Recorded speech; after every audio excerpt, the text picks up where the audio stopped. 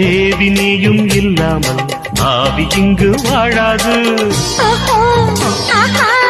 உண்மைதானா? 7 ஜென்மம் போனாலும் இந்த பந்தம் போகாது.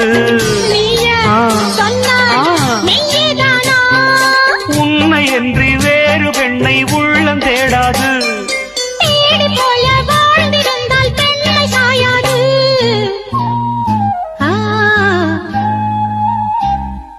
பூவே உன்னை நேசித்தேன், பூக்கள் கொண்டு பூசித்தேன். உண்மை சொல்ல யோசித்தாய், கோழை போல யாசித்தாய்.